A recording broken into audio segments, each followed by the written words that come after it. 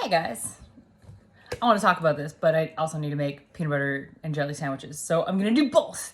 So, okay, backstory is I ended up getting sick beginning of this year for literally like 2 months. First, I had a cold, and that cold turned into bronchitis. And my doctor was like, oh, if you don't slow your roll, then you're going to give yourself pneumonia, right? And I was like, oh, well, I am very good at slowing my roll. And so I thought I slowed down enough. I was still training for a fight camp, and I was so excited because it was like in a place that I had never done it before. And we were going to fly all the way to the East Coast in order to do it. And I was like, yeah, it's going to be awesome.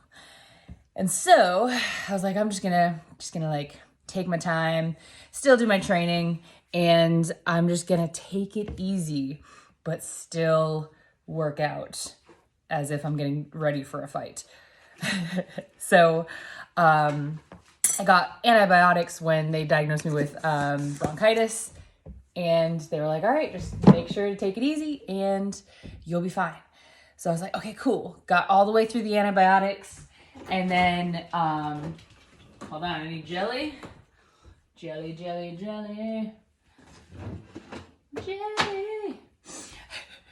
So I got all the way through the antibiotics, and I was starting to feel better, and I went on a run. I literally went on a 1-mile run, and it was in the cold of Washington, and I came back, and like my chest was like, I don't know if you guys have had bronchitis before, but it was like that chest cough where it's just like your lungs are painful. And I was like, oh no. So that night I had a fever of like 103, and I was like, oh no.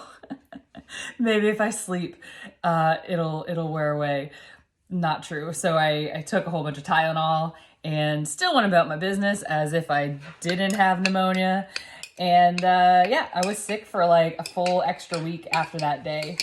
And to the point that I made a doctor's appointment again, which is like the 3rd time I've been to the doctor. And they were like, hey, let's take like the symptoms that you're saying that you're having are indicative of pneumonia. Let's take a chest x-ray. Sure enough, had pneumonia. And I was like, God dang it. Why? And so again, they gave me, I guess they gave me antibiotics for the pneumonia, not for the bronchitis. Bronchitis, they just told me to sit, chill. They gave me, for the bronchitis, they gave me like the most powerful drugs. They were like, here's cough syrup with codeine. And I was like, isn't that bad? And they're like, yes, but just don't drive on it. I'm like, but I work.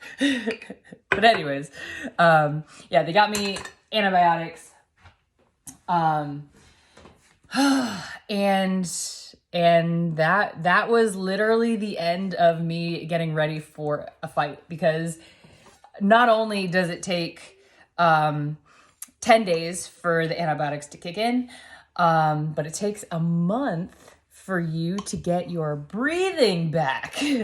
So if this was like, however long ago it was, when I had the pneumonia and I wasn't taking the antibiotics, me just talking and standing was like I was running a marathon. I was doing my sessions, and I would be like with my clients, and I would be like sitting on a box. I would have to like take a second to breathe in order to tell them what the next exercise was. I wasn't even doing the exercise. I was just telling them what the exercise was. So that was frustrating. But I thought it was really interesting that while I was on the antibiotics, like the world had no purpose, which is very interesting because I always have a purpose. Like, I don't want to say always, but like my whole life is like, my business and my family and fighting and like, just like self-enrichment, right? And so it was interesting. I would wake up and I'm like, life is pointless. I'm like, that sounds very unlike me. This is weird. Let's look into this a little bit. Pneumonia, cough still.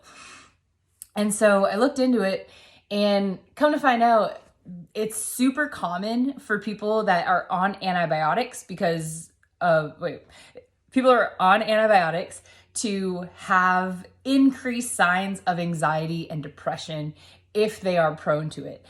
And this I'm gonna have to do another video and show you this article because I thought it was so cool.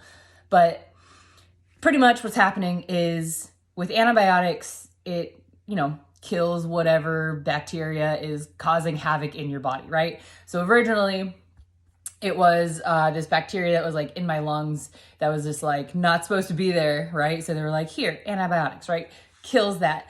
It kills the other good bacteria in your body, such as the stuff in your gut, right? So I went through this pneumonia thing. I still have, like I said, still have that residual cough, still getting rid of it. It takes like 2 months to get back to your regular, normal, average person, not even like athlete, right? So I'm not getting frustrated over that. But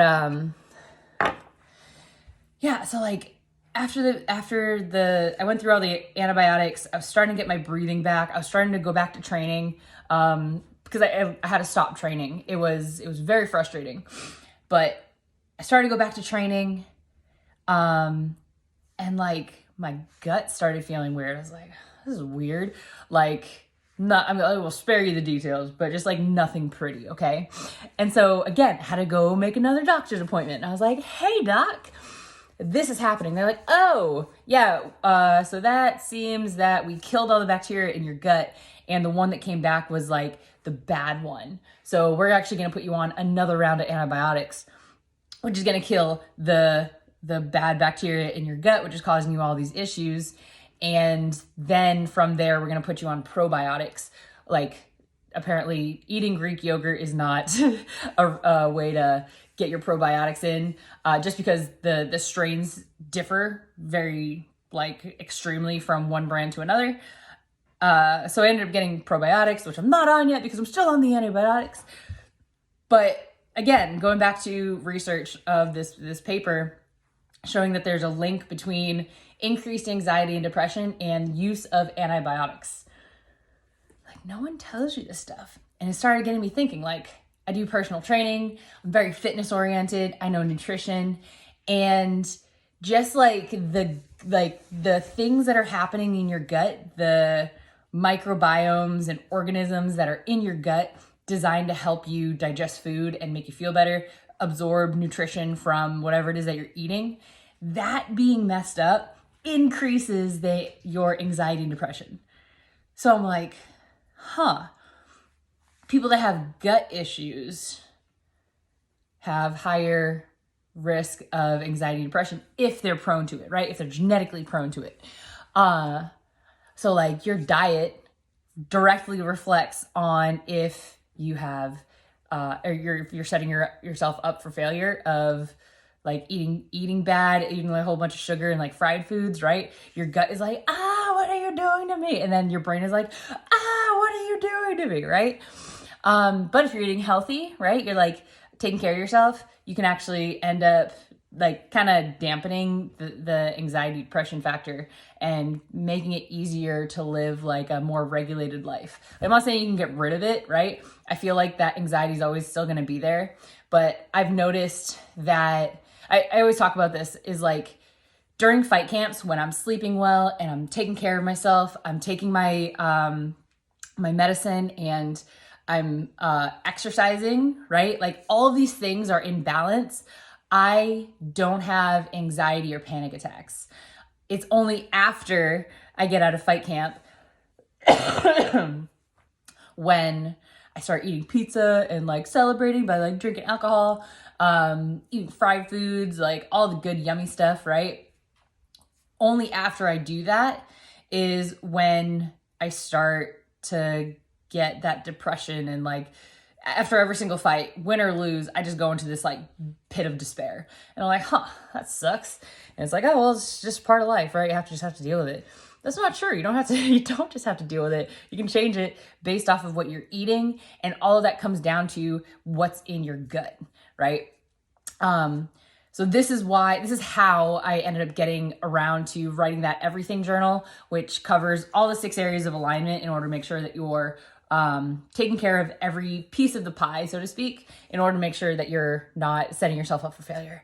But I thought it was really cool that this like antibiotic anxiety link happened, and I didn't know if I was the only person in the world that didn't know this. So I would love to hear your thoughts. If I was the only person, or if this is like also super interesting to you. I want to do another video a little bit more in depth of the actual research and like read some stuff from it. But yeah, this is all I have time for right now. So I'll get back to you guys probably tomorrow, because I'm not going to say today. I don't think it's going to happen. But cool. All right. Thanks for hanging out with me, and I'll see you guys later. Bye.